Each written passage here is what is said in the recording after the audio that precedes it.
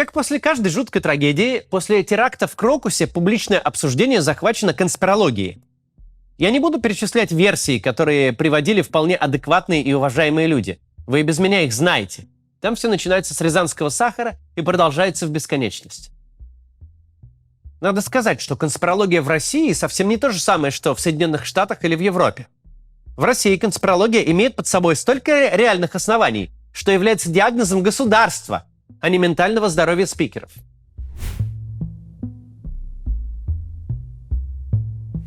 Мы знаем, что путинский режим совершал теракты. Взрыв гражданского самолета с гражданским экипажем, на котором находился Пригожин с подручными, это с точки зрения любой правовой нормы теракт. Организаторы его столь очевидны, что никто даже особо не играет в отрицалово и не изображает по этому поводу какие-то следственные действия. Режим не только совершал теракты, но также он их имитировал. Мы все помним тот задрипанный уазик министра внутренних дел, так называемый ДНР, который картинно подорвали на пустой парковке прямо перед началом вторжения. Режим творил самую запредельную конспирологическую жесть, одно описание которой звучит как показания для приема в психиатрический стационар. Убийство Александра Литвиненко радиоактивным полонием, покушение на Сергея и Юлию Скрипалей, Алексея Навального, Дмитрия Быкова с применением боевого отравляющего вещества, чекисты, подменяющие мочу спортсменов через дырку в стене. Все эти события должны были бы проходить по разряду конспирологии из самых отбитых пабликов в Одноклассниках, служить сюжетами мусорных детективов из вокзального киоска. Это все было бы так, если бы не было бы правдой. Но мы живем в мире, где российское государство эпохи Путина первый и самый естественный подозреваемый в любом громком преступлении. Как работает полиция не в кино, а в реальной жизни? У полицейских, если они нормально работают, в первую очередь поставлена работа с подучетным контингентом. Участковые знают весь стрёмный народец на своей территории. Кто за что судим, кто когда вышел, кто наркоман, кто алкоголик, у кого подраться руки чешутся. Так что, когда потерпевшая рассказывает, что цепочку с нее сорвал какой-то тип с оттопыренными ушами, полиция тащит в отделение Сидорова, который недавно освободился, ровно за такой гоп-стоп и сидел, живет рядом с местом преступления и при этом лопоухий. Не факт, что в этот раз преступление совершил именно Сидоров. Может, это был кто-то посторонний. Но предыдущими своими действиями Сидоров заработал такую репутацию, что наряд отправят именно за ним. Так и в нашем случае. Репутация российского государства такова, что заявления о его причастности к очередной катастрофе могут быть неправдой, могут противоречить известным фактам или быть просто глупым фейком. Короче говоря, можно объяснить, почему именно в данном случае спикер-конспиролог не прав. Но объявить его сумасшедшим не получится. Не повернется язык сказать «этого не может быть, потому что не может быть никогда». Аргумент, что российское государство не может устроить смертоубийство на своей территории во имя каких-то фантазийных целей, опровергается практикой. Высшее руководство России сделало все возможное, чтобы создать себе репутацию отморозков и беспредельщиков, которым не писаны ни законы, ни понятия. Этим реноме они бесконечно гордились. Мол, мы невменяемые, у нас и справка есть. Держите нас 7, а то вдарим атомной бомбой. Путин, наверное, первый глава ядерной державы, который сладострастно и публично рассуждал о гибели человечества в ядерной катастрофе, где россияне, как праведники, отправятся в рай, а остальные просто сдохнут.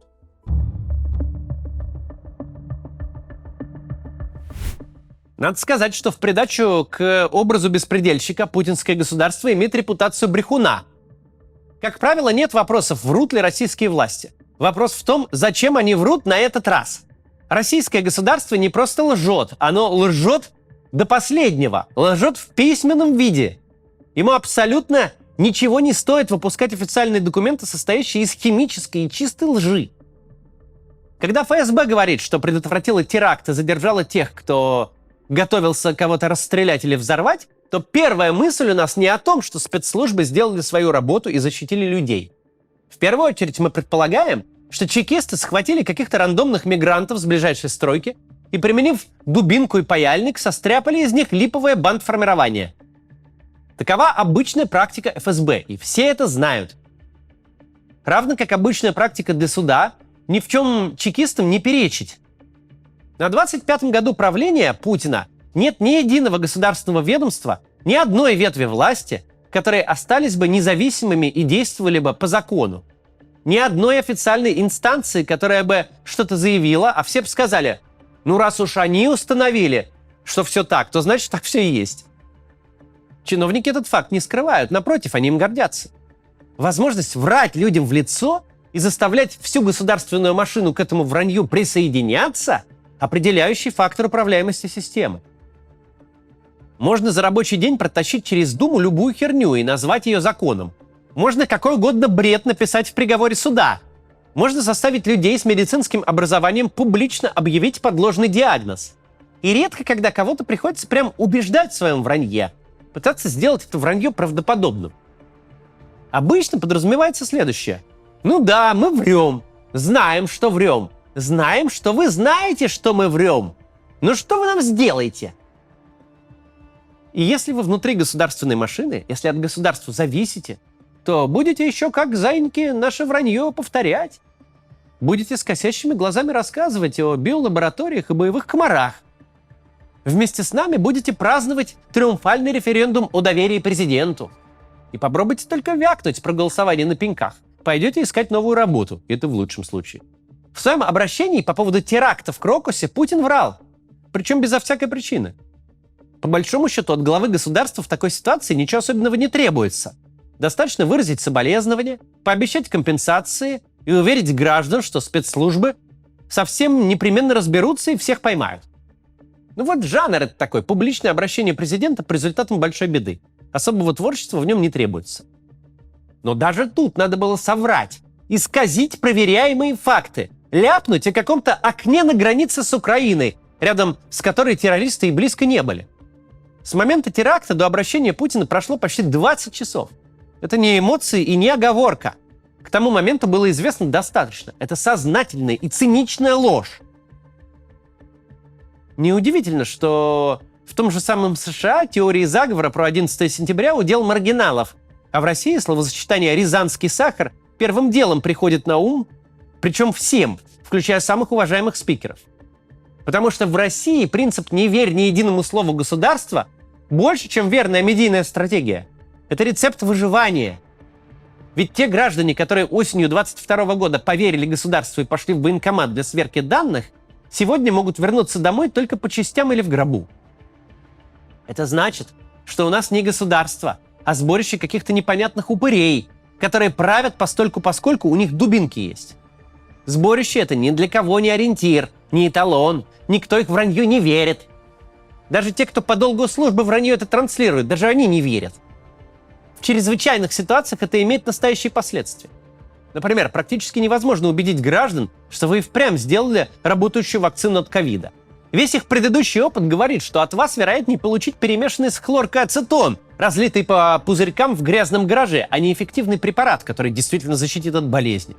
В случае с официальной реакцией на теракт в Крокусе безостановочное вранье российских высших чиновников тоже будет иметь самые прямые последствия в реальном мире. Вот Путин говорит, мол, за терактом стоят те, кто воюет с Россией руками киевского режима. Для нас его слова просто сотрясание воздуха, традиционный художественный свист. Мы не удивляемся. Мудак сработал штатно. Но вообще-то такого рода заявления делаются не для публики, их адресат спецслужбы. И спецслужбам сообщили, какой результат от них ожидается. Какое дело и с какими выводами должно быть сплетено на выходе. Путин прямо говорит, что версия с исламским терроризмом ему не подходит. Все эти войны Аллаха ни к месту, ни ко времени и ни в кассу. Путин настаивает, что нужно искать следы большого международного заговора, во главе которого стоит как минимум Украина, а лучше, конечно, США и страны НАТО.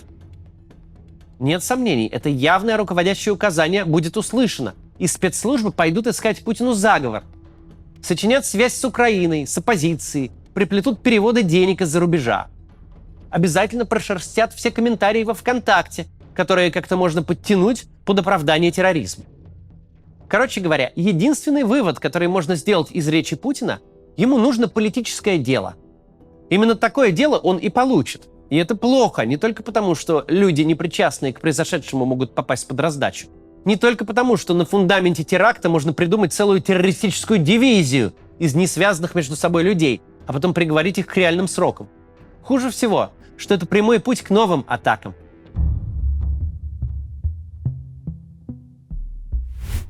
Цель борьбы с терроризмом не в том, чтобы конкретных головорезов запихнуть в одиночную камеру в колонии особого режима. Цель – предотвратить будущие теракты. А для этого случившийся теракт должен быть расследован в полной мере.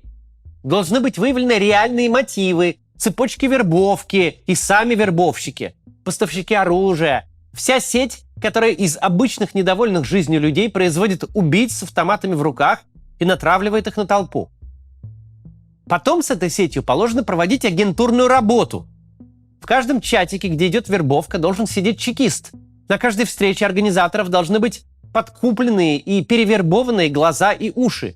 И в конечном итоге, через несколько лет кропотливой работы, этот террористический куст можно будет срезать как можно ближе к корню. Параллельно должна вестись политическая дискуссия. Если у вас в стране какая-то группа граждан подвержена вербовке террористами, то, видимо, не от хорошей жизни так происходит.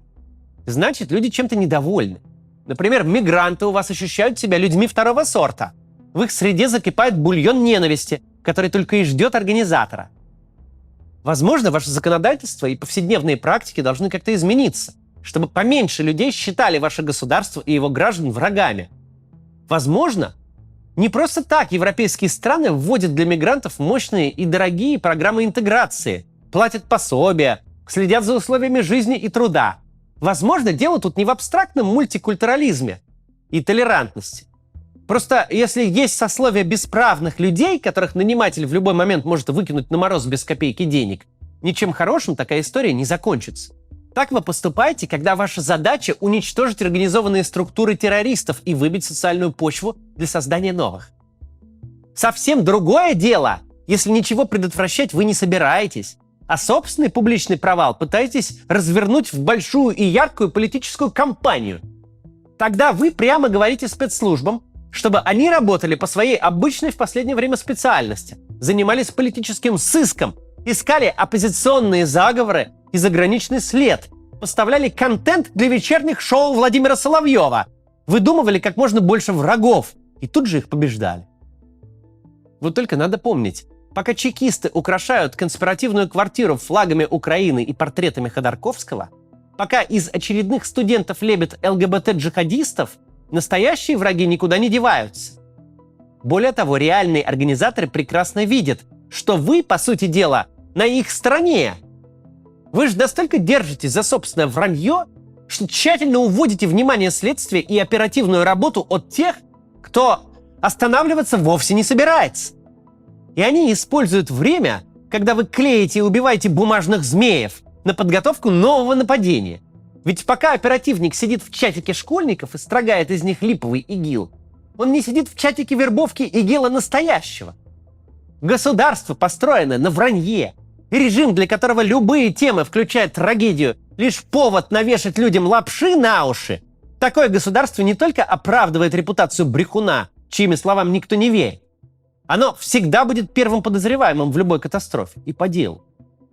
Выдуманные решения для выдуманных проблем. Борьба с мнимыми врагами.